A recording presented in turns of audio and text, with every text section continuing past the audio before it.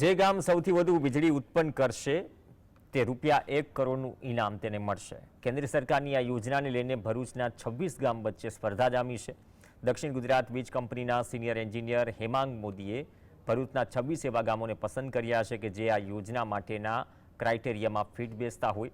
તે ગામના સરપંચો સાથે બેઠક કરી આ યોજનાની માહિતી પૂરી પાડી, જેથી હવે 26 ગામો વચ્ચે સ્પર્ધા શરૂ થશે અને કોઈ એક ગામને ₹1 કરોડનું ઇનામ મળી શકે।